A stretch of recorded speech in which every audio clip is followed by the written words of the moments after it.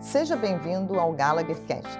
Se você acha que o universo de seguros é complicado, este podcast vai te provar que, na verdade, o seguro é sinônimo de planejamento, gestão de risco e proteção.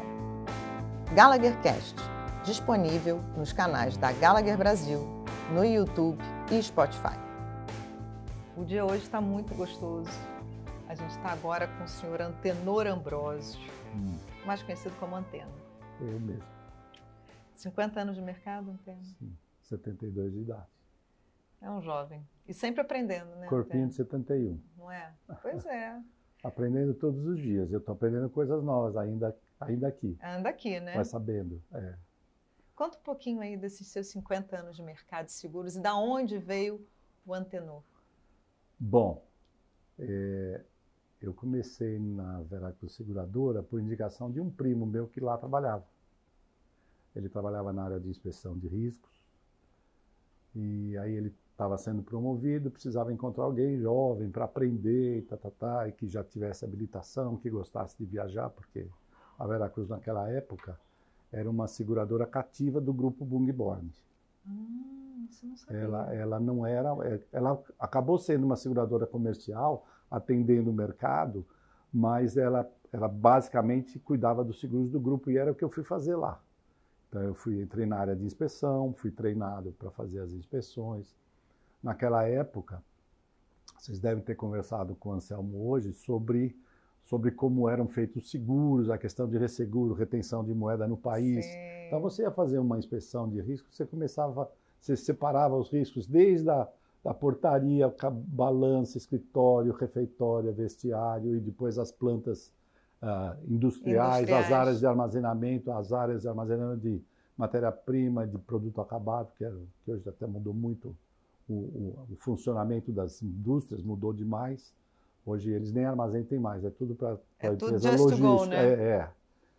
Então eu comecei nessa área, fiquei fazendo inspeções para o grupo durante 8 anos. E aí a gente fazia inspeção no Brasil inteiro.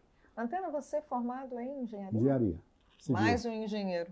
Sim, mas eu nunca pratiquei. Eu digo que eu estudei engenharia, mas eu não sou engenheiro porque na verdade, eu acabei me formando depois de estar trabalhando já em seguro. Porque eu não tinha formação. Quando eu comecei a trabalhar, eu tinha até o colegial e não tinha estudado e tal. E aí senti necessidade e fui. Aí tinha só inglês na faculdade, aí fui mexer com inglês por causa de resseguro. Isso ao longo do tempo eu tive que ir aprendendo. O tempo todo aprendendo, né? Com certeza. Então, eu lembro que tem uma pessoa aqui que me perguntou uma frase uma vez, e por que eu aprendi tanto? Porque eu sou muito curioso de natureza. Diz que curiosidade é uma particularidade feminina, então eu tenho essa particularidade. E eu dizia que assim, nada é porque tudo tem uma razão de ser. Eu preciso entender por que as coisas são da forma como estão me dizendo. E dessa maneira eu ia me metendo. E tentando descobrir. Entendendo e tentando descobrir o que tinha por trás, e o que tinha por trás, e o que tinha por trás. E assim a gente vai aprendendo. Ainda mais um mercado que você não... Conversei isso com o Anselmo, né? Não é um mercado que você fala assim, eu quero ser ou trabalhar no mercado de seguros. Não. Ele surge para você, né? Não tem. E para a maioria dos que trabalham no mercado, ele surgiu. Ele surgiu. Eu conheci só uma pessoa que decidiu ser segurador, que tem a minha idade, já não trabalha mais no mercado, que é o João Francisco Borges da Costa, que ele foi presidente da HDI Seguros. Eu me lembro porque o pai dele era banqueiro no Rio Grande do Sul, ele é gaúcho, e ele começou a trabalhar no banco e não gostou. Aí ele foi para Nova York por College of Insurance e foi estudar e voltou para ser... Famoso CPCU, né? Exatamente, E então, de resto, eu não conheço ninguém no mercado com mais de 50 anos que tenha estudado para ser segurador, para trabalhar no mercado segurador, ou na corretora, ou em corretora de seguros, ou em segurador, não conheço. E aí, depois da Veracruz, você seguiu viagem? Segui. Da Veracruz ainda tem um episódio, porque tem as etapas, né? Como eu fazia inspeção, eu comecei a viajar também para o Nordeste todo, e uma ocasião eu cheguei na filial de Recife. A filial de Recife estava uma bagunça. Eu voltei da viagem, sentei com o diretor técnico e o diretor comercial, falei, olha, Recife está complicado, precisava fazer isso, adivinha? Fui parar em Recife como gerente da filial. Meteu ali, falou, então vai lá resolver o problema. Então vai lá e faz. Ainda na Veracruz, eu fiquei 2 anos e meio em Recife, e aí eu via o serviço que a matriz prestava para as filiais, para a minha filial. Aí eu escrevi para o diretor técnico e falei, olha, né? Isso tinha que ser tratado assim, volta para a matriz e vai fazer isso no Brasil inteiro. Então eu ia buscando, alcançando espaços por conta da minha curiosidade e da minha chatice. Eu abro um parênteses aqui para os jovens, né? Porque os jovens hoje em dia muitas vezes falam assim, qual o plano de carreira que você tem para mim? Na verdade, o plano de carreira é feito por você, né? Uhum. Eu, pelo menos, quando eu comecei no mercado de seguros, não foi assim, eu vou ser isso. Foi até dado lá, porque eu entrei como trainee também de uma seguradora, para General Exit. Uhum. Mas, no final do dia, eu fiz completamente diferente por conta da curiosidade, por conta de correr atrás. De correr atrás, de falar assim, esse negócio aqui não está legal. Ah, não está legal? Então vai lá e faz. Verdade. Então, o plano de carreira é seu.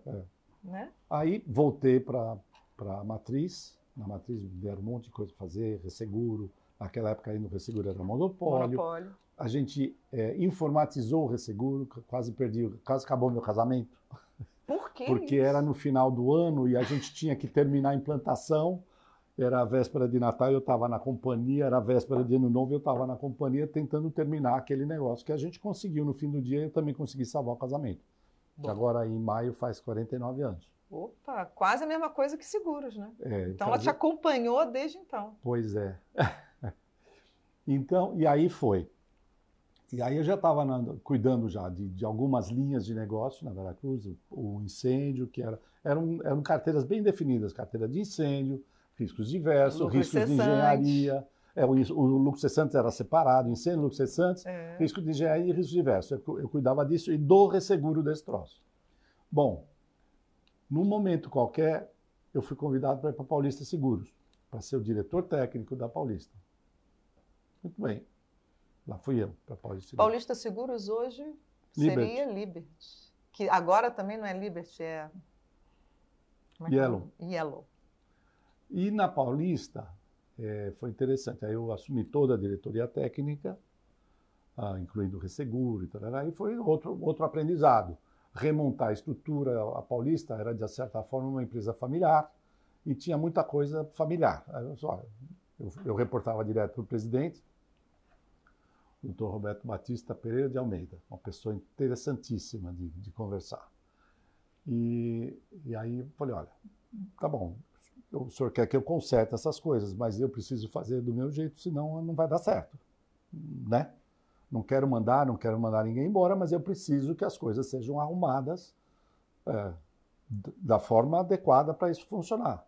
Aí eu contratei um corpo de engenheiros para fazer inspeção, engenheiros esses que são meus amigos até hoje, o sobrinho, o Marcos Ávila, que está na Mitsui, o Jairo Cardoso, que está na Star. Olha só. Esses caras, né? Eu fiz um corpo de engenheiros para poder atender as inspeções da companhia.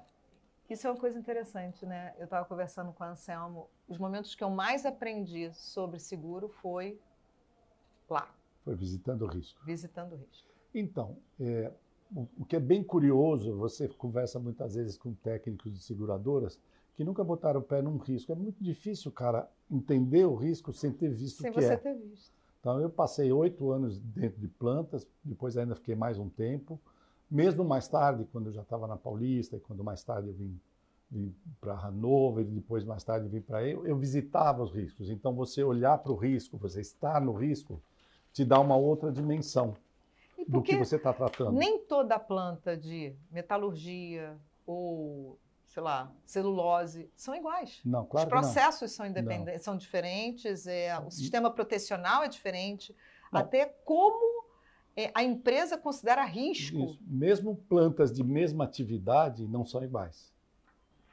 Mesmo plantas de mesma atividade, eu cuidei muito na época do grupo Bungborn, eles tinham os moinhos de trigo, Moinho Santista, Sanrig lá no Rio Grande do Sul, e eles tinham o setor de trigo e tinha o setor têxtil também, que tem a cientista têxtil, existe até hoje. Até hoje. Faz lençóis, umas plantas eles fazem lençóis, né? Numa planta lá no Nordeste que se chama toalha, eles produzem toalhas que é um tecido diferente. E você entender como é que esses riscos são, como eles são tratados, como eles são dispostos, o projeto dos riscos, tudo isso muda a visão de risco. Se você não está ali conversando com quem está na planta... É difícil você entender. Então, você captar. Exatamente.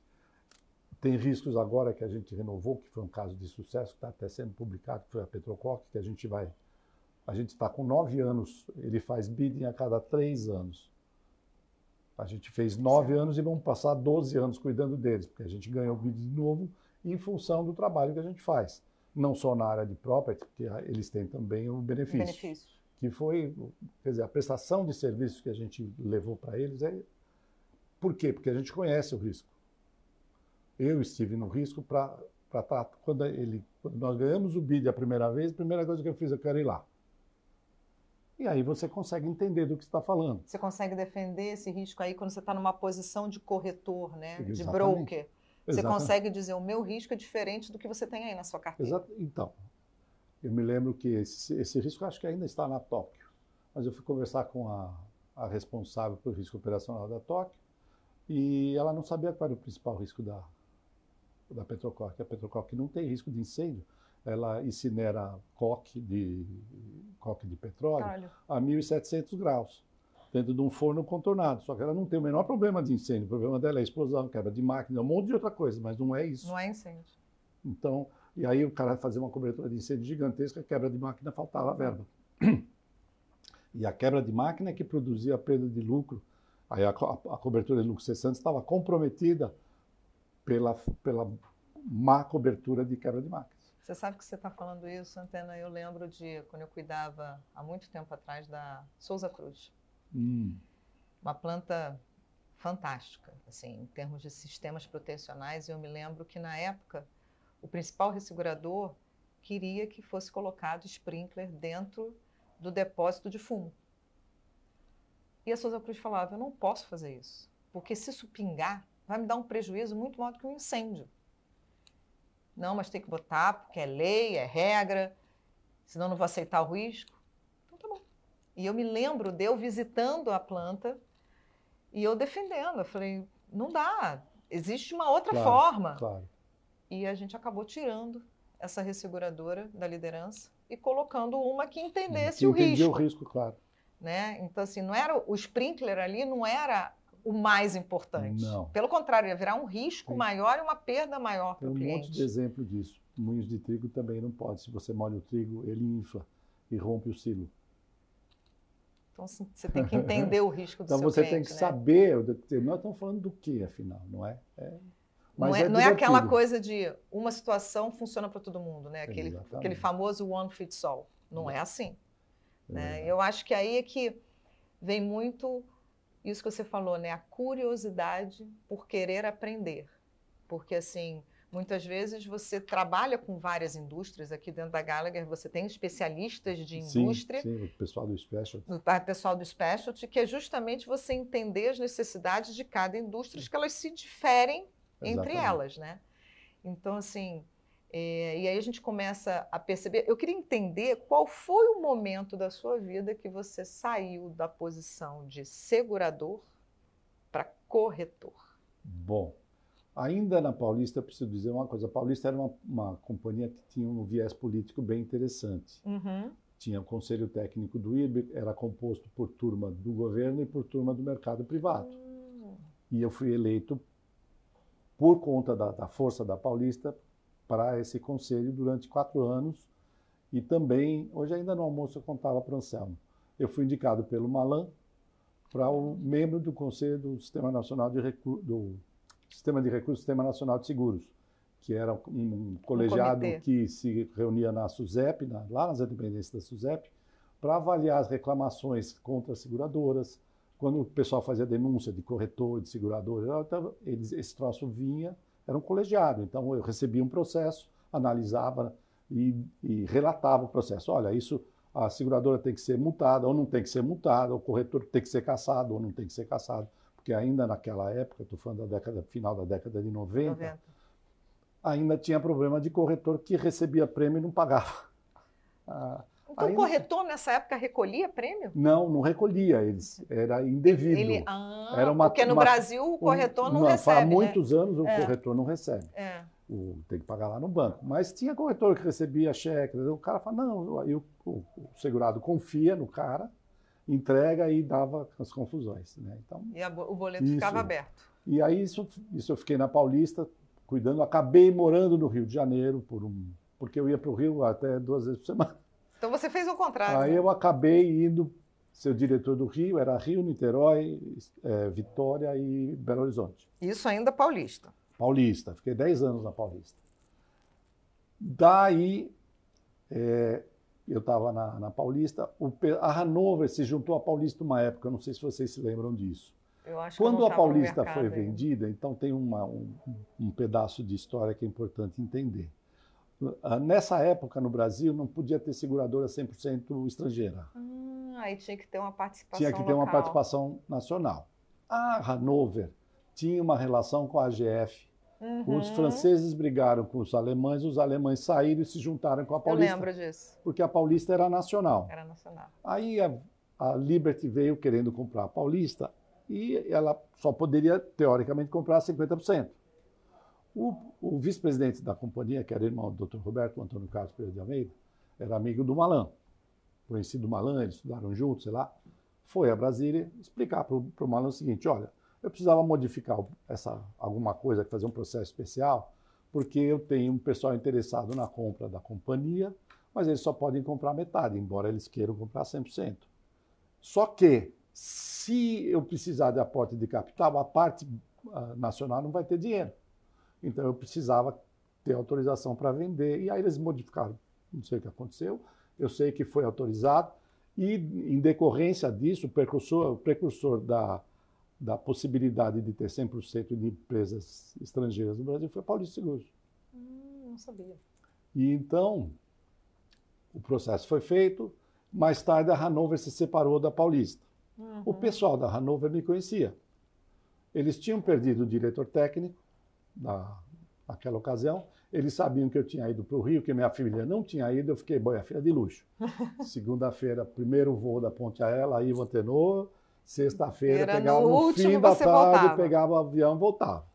Isso foi 1 ano e muito. E aí eles, cara, sabendo que eu estava lá, me convidaram, como eles tinham perdido o diretor técnico, me chamaram para ser diretor técnico da Hanover. Esse também é outro episódio interessante. Eu tinha programado umas férias, que foi essa última vez. Que você tirou as suas 3 semanas. Isso. E eu tinha uma semana de folga em São Paulo. E o cara falou, você precisa fazer entrevista com o nosso diretor. Eu falei, vou estar em São Paulo. Ele falou, entrevista em Haia, na Holanda. Eu era jovem. Então eu falei, não tem problema. Desde que eu esteja quinta-feira de volta no Brasil, tudo bem. Pode marcar. Aí os caras compraram passagem. Lá fui eu para a Alemanha, para a Holanda. Fui para a Haia. Fiz a entrevista, voltei como diretor técnico da Hanover, com 100 milhões de dólares de capacidade para fazer, porque estava para haver a privatização do IRB naquele momento, que só foi acontecer 10 anos depois. Exatamente. E aí eu voltei com capacidade para fazer esse seguro corporativo, que é o que eu sei fazer, a vida inteira eu fiz isso. Bom, aí voltei na quinta-feira, fui lá pedir demissão na Paulista, e foram as melhores férias da minha vida, porque eu não tinha mais os programas antigos e não conhecia os novos. Os novos. Foi muito legal. Bom, aí eu mudei para Hanover, na expectativa da abertura do mercado, que não aconteceu. O mercado abriu ele efetivamente em 2008. 2008. 10 anos depois. Foi 10 anos depois. Exatamente. A abertura do mercado de seguro foi em 2008. Aí, bom... Meia abertura, né?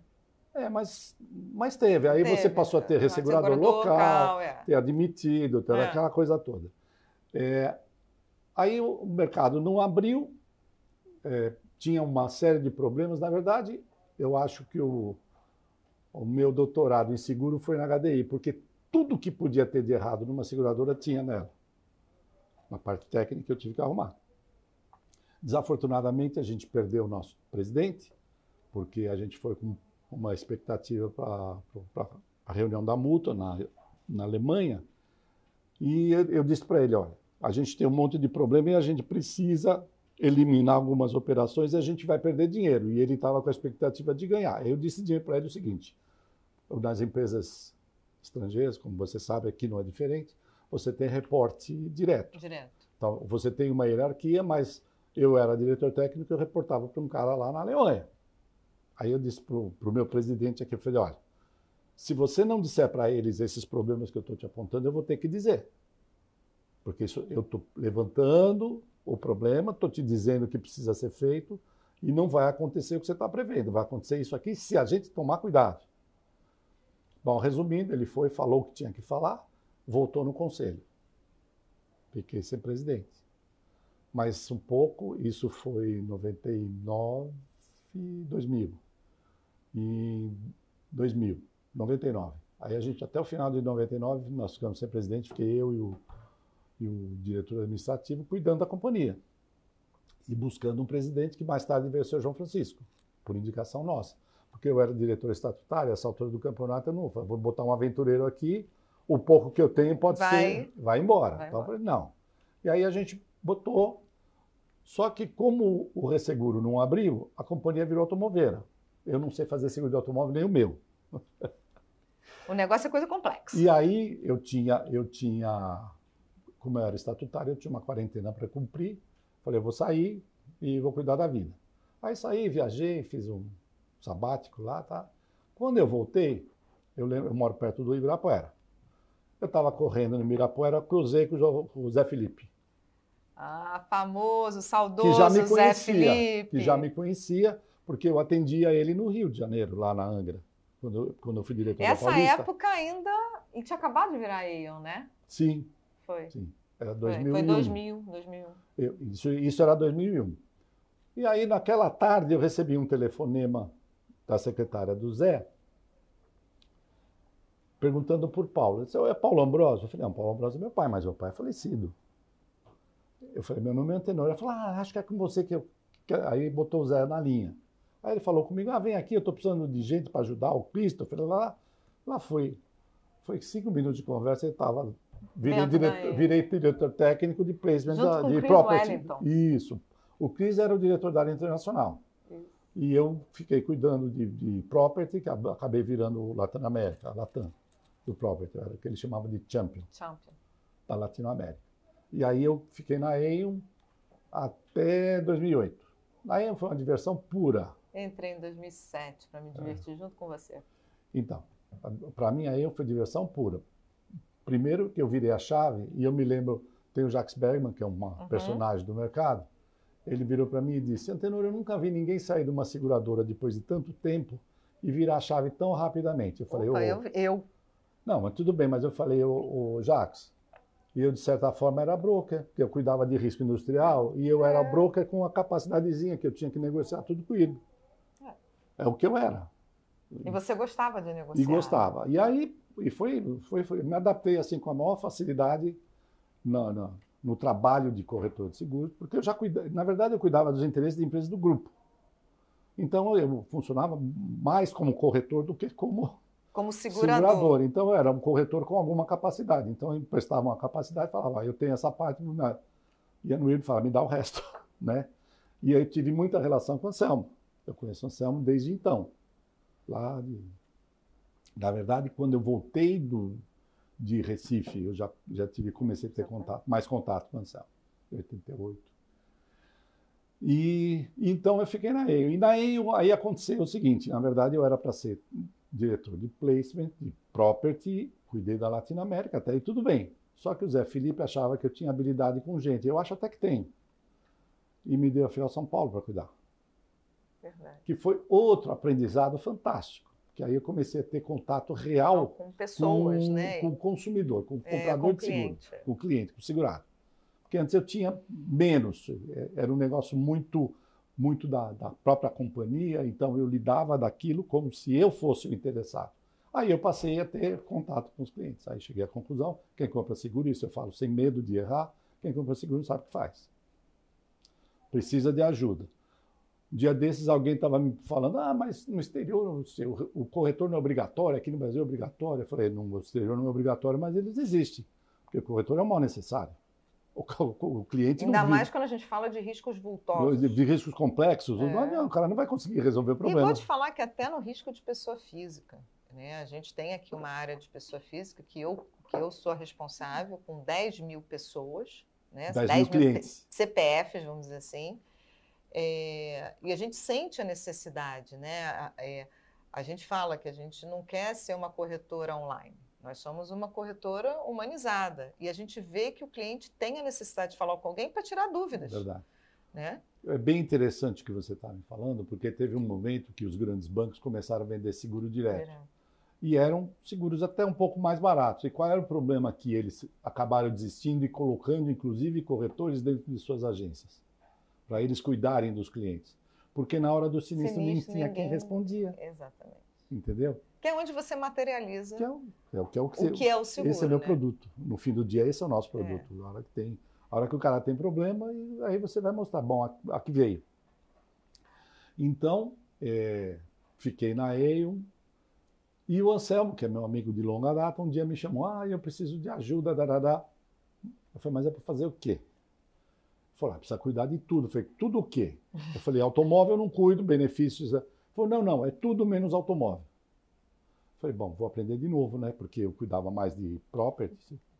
Aí eu tive que me meter com transporte nacional, internacional, os riscos diversos, riscos de engenharia. Eu vou te falar, o seguro te abre um leque, né? Então, o seguro é um negócio interessantíssimo. Eu não conheço nenhuma atividade que te dá profissional tantas portas, né? Que te obriga a um relacionamento com matérias tão distintas. Porque você está falando de seguro, de repente você está falando de risco cibernético. De repente você está falando de responsabilidade civil. De repente você está falando de engenharia. Aí você começa a falar de seguros de indústria, diferentes tipos de indústria. Você tem que entender, como a gente já falou hoje, temos que entender do que eu estou falando afinal. Não é? Então, o aprendizado é contínuo. Quer dizer, às vezes a minha mulher fala, você começa a falar de seguro, você não para nunca mais. É que tem muita coisa para falar. Se você desanda, falar, não, mas a proteção do risco. Porque quando eu comecei, inclusive, eu dava treinamento de incêndio. Extintor, hidrante, essas coisas. E tem histórias até engraçadas desse troço. Mas, então você precisa entender, você precisa saber por que eu ponho proteção aqui, por que eu não ponho proteção ali, que natureza de proteção eu preciso pôr. Entendeu? Então, e é muito interessante esse tema, porque na parte de pessoa física, quando a gente conversa, assim, o cliente tem um carro, já está no 3º, 4º ano, ele começa a achar aquilo ali caro, né? Mas o seguro do carro. Não, vou cancelar meu seguro, porque o carro já está usado, está muito caro. Aí você fala, tá bom, mas vamos fazer então o seguro só da responsabilidade civil, né? Sim. Não, mas não preciso disso. Eu falei, você precisa. Se você acha que você consegue bancar o seu carro, caso ele seja roubado, uma perda total ou qualquer dano material, tudo bem. Não tem problema nenhum, sei lá, 100 mil, 150 mil. Você pode bancar, beleza. Você pode bancar, beleza. Agora, você vai bancar, matar alguém que tenha família, que seja o provedor. Bota um cara na UTI e vê quanto custa. E aí? Você vai perder um apartamento. Vai perder muita coisa. Muita coisa. Né? Então, quando você abre esse parênteses, você percebe que a pessoa nem para pensar. E aí vai para o residencial, que custa, sei lá, R$800, R$500, 0,0001%. É um zero nada. É um zero nada, que as pessoas também... Verdade. Outro dia eu estava vendo uma pessoa que postou no Instagram e foi muito curioso, porque ela botou assim, eu fui alugar um veículo e o atendente me ofereceu o seguro protecional do para-brisa, de vidros. Ia custar R$18,54. Eu falei que eu não precisava. Saí dali, peguei a estrada, uma pedra bateu no meu para-brisa, e aí meu prejuízo foi muito maior do que os R$18. Né? Então, eu acho que essa consciência de fazer seguro no brasileiro ainda já aumentou bastante. Tem muito mercado a crescer ainda. E eu não estou falando de pessoa física, eu acho que até o próprio mercado corporativo, sim, né? Com quem realmente compra seguro, né? Que podem ser tanto a parte financeira, como pessoal de compras, como o pessoal de RH, até ter a conscientização do que é a gestão do risco como Sim. um todo, material ou pessoal, eu acho que a gente ainda está num processo de aprendizado, né? Tá. O Antenor? Brasil está aprendendo.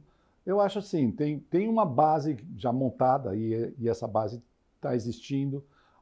Eu acho que a cada ano ela se desenvolve com corretores profissionais, né? capacitados a esclarecer. A gente sabe que tem gente no mercado que pode e ajuda de fato o cliente. Eu acho que a cada ano melhora o entendimento. Quer dizer, o que eu disse que quem compra seguro não sabe o que faz, é porque a gente não ensina bem, na verdade. Eu acho que a culpa, a gente tem, não é culpa, acho que culpa é uma palavra ruim, mas eu acho que a gente tem responsabilidade em treinar as pessoas. Acho que 95% de quem compra seguro no país é um pessoal ligado à área financeira das empresas. Exatamente. Você perguntar para ele como funciona o banco, ele sabe tudo do banco. A seguradora é uma primeira mão do banco, ele não sabe nada, ele não sabe como funciona a seguradora, qual é a capacidade de alavancagem, como é que ela se expõe ao risco, como é que se... E esses dois mercados são mercados de instituições financeiras. Financeiras. Como é que controla a solvência das seguradoras? Porque não sabe nada, sabe nada. Todas as vezes que eu tenho oportunidade de ter contato com o cliente, eu falo um pouco sobre isso. Como é que funciona o mercado, como é que as coisas funcionam, né? Quer dizer, que é uma mútua. É uma mútua que precisa de muita gente para poder ter estabilidade. Mas eu não tive sinistro, mas a mútua teve, então ela pagou. Você está num grupo que paga a conta, porque é também bem comum. O cara fala, mas eu não tive sinistro, aumentando mas meu a prêmio. galera teve, Okay. né, a sinistralidade. Então, até um ponto, né, essa questão das mudanças climáticas, né, que a gente viu aí no Rio Grande do Sul ano passado, e eu me lembro que eu falei isso, acho que num podcast que eu fiz com o pessoal do Rio. Tá.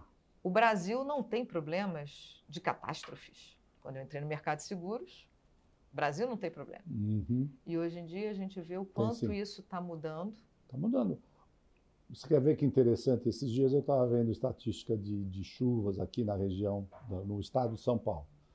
Apesar daqueles temporais que nós tivemos, com enormes interferências na vida das pessoas, queda de energia, queda de árvore, não choveu. A média de chuva desse período foi inferior à média histórica. Quer dizer, tiveram severidade, vamos dizer. A gente não teve a quantidade de água que deveria ter, mas quando teve, foi tudo uma vez. E foi catastrófico. Inundou, alagou, esse é o problema. Esse é o ponto, né? Então, a gente tem que pensar nisso. Aliás, o Roberto Dana ontem me trouxe um material para cuidar de uns assuntos de busca de seguro para catástrofe.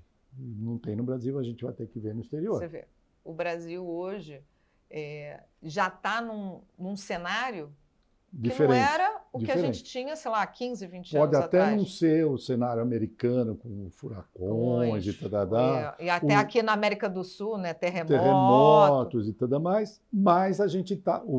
O nível de problema mudou. Não é mais aqui não tem problema. Tem. Outro ponto que eu vi também do Diogo, né, que é o presidente da CNSEG, que ele falou, quando teve a situação lá do Sul, as pessoas tinham seguro, mas eles não tinham seguro de alagamento.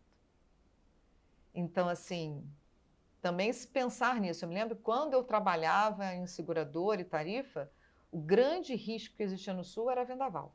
Sim. Hoje, principalmente aquela região de Porto Alegre, né, que tem uma questão... porque é uma região de baixio, de né? baixa. É um planalto. Então, assim... É uma área plana. Eu acho que quando você coloca o papel do corretor, eu também mudei de seguradora para corretor, e eu acho que o nosso papel é essencial, não é por uma questão de ser obrigatório por lei, mas eu acho que é uma forma da gente criar esse link. É uma bobagem esse negócio de ser obrigatório. É uma questão de você nós somos necessários. É um consultor, é um cara especializado, é uma pessoa especializada para te orientar da melhor forma. Eu tenho uma abordagem interessante. Todas as oportunidades que eu tenho de estar na frente de um cliente, eu olho para a pessoa e digo, olha, eu não vendo nada, eu só explico como funciona. Aí você vê o que você precisa, o que te convém. Exatamente. Porque, na verdade, a gente é consultor. A gente sabe quais são os problemas, sabe como a gente pode ajudá-los a resolver um problema, e dessa forma você segue, não é? E aí, quando me chamaram para a Interbroker, eu vou aumentar minha gama de conhecimento. Leque de oportunidades. De oportunidade de aprender e conhecer. A Interbroker, naquele momento, não naquele momento, num segundo momento, ela teve uma corretora de resseguros. Porque eu fiquei na Interbroker, eu tive 2 etapas, eu sou reincidente. Reincidente. Eu fui para a Interbroker em novembro de 2008, fiquei até agosto de 2010, quando eu fui convidado a ir para a Miller. Eu tinha estudado muito resseguro no exterior. Eu estudei na Alemanha, estudei nos Estados Unidos, estudei na Inglaterra. E eu tinha interesse, curiosidade, a minha curiosidade natural. Como é que esse troço funciona? Eu quero fazer. Bom, aí fui para a Miller. Foi um ano e pouquinho, mas super interessante. Meu primeiro trabalho na Miller foi colocar o resseguro do Porto Mariel, que a Odebrecht estava construindo em Cuba. Lá fui para Cuba, tive uma experiência super interessante. Meio depressiva, porque eu sou uma pessoa que gosta das pessoas e eu gosto da igualdade. Para você foi um desafio. Entender que o cara que estava me servindo uma refeição, eu ia gastar naquela refeição que ele não ganha no ano. É difícil. É complicado, mas ok, é uma experiência também. A experiência, eu tratei com uma engenheira, porque eles não tinham muita obra, então ela era uma engenheira, sabia bastante coisa de seguro, mas ela não tinha experiência de seguro, como a gente tem aqui no Brasil, tem obra toda hora. Então, uma pessoa brilhante ganhava $120 por mês, ou algo assim. Então, eu fiquei bem olhando, capacitada. Né? Extremamente capacitada. Eu fiquei pensando, se uma mulher dessa lá no Brasil ia ganhar um bocado de dinheiro. Ia ganhar bem, ia viver muito bem. Então, assim, isso me chocou, de certa forma. Eu ainda achei, bom, com todos os problemas que o Brasil tem, lá é melhor do que aqui, não é? Não é? Então, isso Mas foi uma experiência. Eu tive outras experiências com riscos petroquímicos, a experiência com Londres, onde a gente via, porque assim, no Brasil, a gente faz muito exercício de valor em risco, de limite, de cobertura, e isso não é comum na Inglaterra. Porque em Londres, porque quando você começa assim, o cara diz, pô, o cara não sabe o que quer. Como que muda o valor em risco? O valor em risco é valor em risco, a existência é o que o cara tem. Então, assim, foi uma experiência bem interessante. Aí eu explicava para o cara, falei, olha, vocês têm 300 anos de mercado aberto, nós temos 3. Você precisa entender um pouco como a gente pensa. Como a gente pensa, né? E se você quiser fazer negócio com a gente, porque senão não. Então a gente faz exercício para entender. Para ter experiência, para ter benchmark. Aí você tinha que explicar para os caras como é que funcionavam as apólices brasileiras, que tinha aqui um conforto de limite de rateio, essas coisas. Então, mas foi uma experiência sensacional. Aí o Anselmo não aguentou de saudade e me chamou de volta. Não sei por que razão, parece que... Porque a Interbroker, no passado, eu acho que assim, o relacionamento pessoal era muito importante para fazer as coisas funcionar. E eu acho que eu ainda tenho essa habilidade. E então ele me chamou, acertamos lá e eu voltei. E isso faz... Eu voltei no dia 9 de janeiro de 2012. Por que eu sei que é dia 9 de janeiro? Porque é um dia depois do meu aniversário. E 3 dias depois nasceu minha neta. Então você tem tudo ali, ó. Tenho gravado essas datas de uma maneira simples. Então, dia 9 de janeiro de 2012, eu voltei para a Interbroker e estou aqui. Vocês fizeram a aquisição da Interbroker em 22 e eu estou aqui aturando. E aí depois... Vocês têm me aturando aí. E aí, desde de 22 aí, eu tive o prazer de ter você de novo, como colega de trabalho. Então. E assim, eu acho que o bonito de ouvir toda essa tua história, Antenor, é que inspira a gente de que a gente tem que estar sempre aprendendo, mais curioso. Então, eu estou aprendendo... Eu já lidei com sinistros de uma outra maneira, mas lidei como segurador. Nesse momento, a Daniela pediu que eu cuidasse da área de sinistro e da área de consultas. Consultas é um negócio que eu gosto de ser.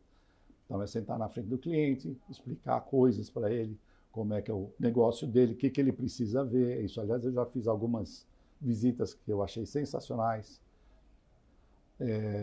A parte de sinistro é mais administrar um pouco o pessoal. A gente tem gente boa, nosso pessoal de sinistro é muito bom. Aliás, o Carlos fez um vídeo sobre sinistro. O Carlos é muito bom. Que explicou exatamente a importância de você fazer uma boa contratação e avisar o sinistro quando ele ocorrer. Sim. E também a gente vai rodar aí um pouquinho e explicar um pouco a importância de que, na hora de um sinistro, na hora de uma dúvida, entre em contato com o seu corretor e pergunta... O que eu faço agora? O que eu faço? Então, aí a gente tem uma estrutura de claims preparation agora com um profissional muito bom, que é o Rafael Greenberg. A gente está ajustando a estrutura, a gente até dividiu um pouco a questão dos sinistros para coisas complexas e ter uma estrutura apartada, subordinada diretamente a mim. Porque é onde você tangibiliza aquilo que você comprou, né? Exatamente. É onde que você realmente mostra o serviço, quer dizer, não é aonde você realmente mostra, mas você também mostra o serviço da corretora do pós-venda. O que foi feito de verdade. Nós tivemos recente o POP, o Power of Placement, com a Daniela e toda a equipe da Daniela, da qual eu me orgulho de fazer parte, né? Aliás, a Daniela tem uma história que você conhece. Eu conheço bem. Isso daí é um papo depois. É uma outra história. E aí, o pessoal das áreas de técnica, não, vou vender isso, vou vender aquilo, vou vender isso, vou vender aquilo, vou vender isso, vou vender aquilo. Daí eu falei o que precisava fazer. E no sábado, no domingo depois, eu fiz uma publicação no LinkedIn, dizendo para eles o seguinte, falei, olha, nós fizemos o nosso encontro, só que a minha equipe é que vai entregar de verdade o nosso produto.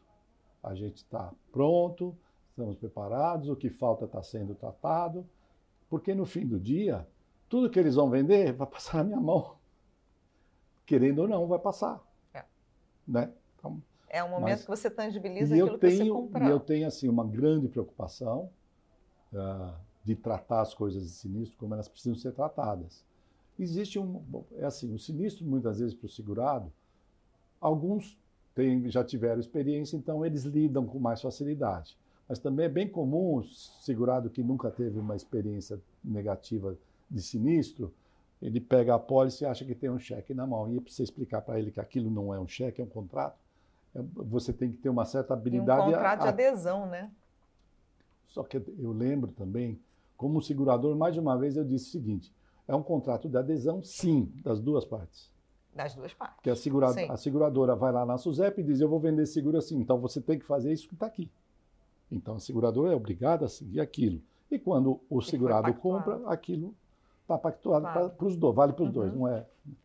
É uma via de duas mãos. Exatamente. Né? Mas Mas eu estou me divertindo, para não perder o hábito, porque eu acho assim, como eu disse, você já falou que eu trabalho há 50 anos. E, pô, você trabalha há 50 anos e não enjoou? Não. Porque toda hora tem uma coisa nova.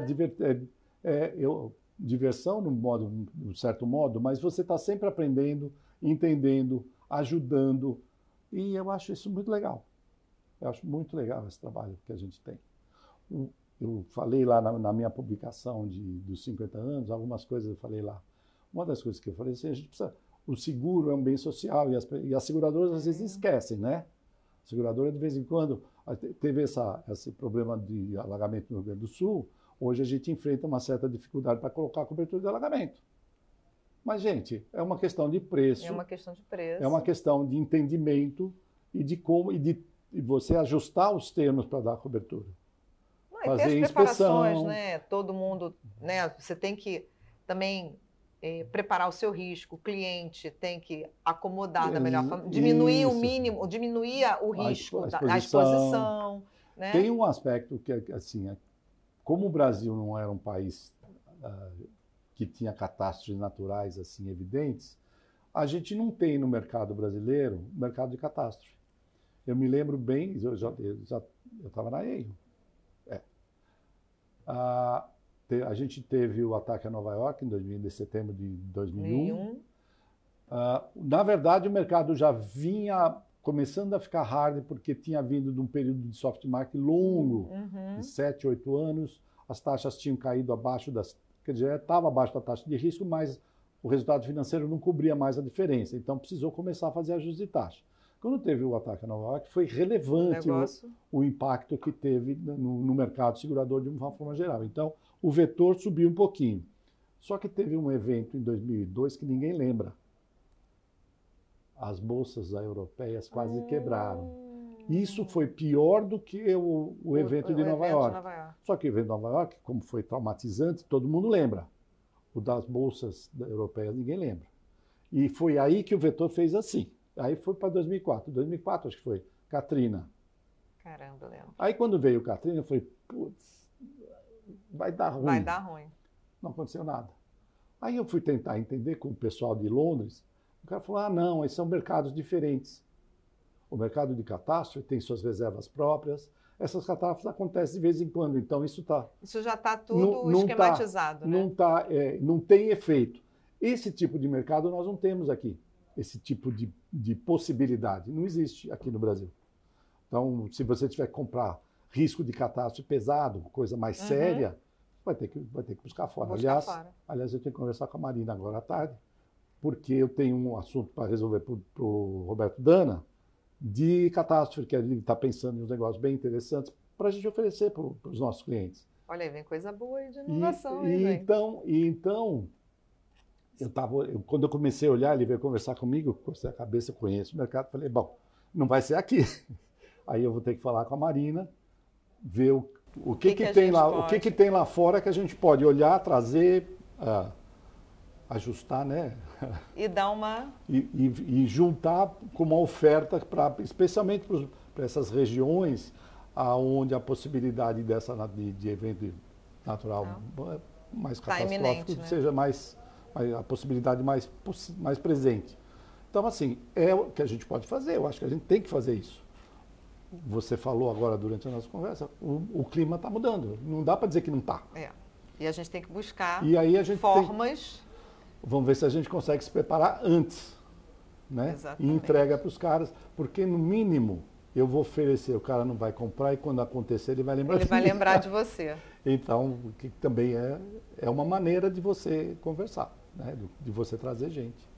Antena. O quê? Diga. Muito bom o nosso papo. Eu falo muito, né? A gente fala muito, né? Tem muita história aí, são 50 anos. Mas queria te agradecer. Foi um momento muito especial para mim. Ouvir um pouco de você. Para mim também. Tem sido momentos bem interessantes esse período aqui com vocês. Que vocês tenham paciência com o velhinho aqui. Gallagher aprendendo muito ainda com a Antena. Ele dá aula no nosso Gallagher College.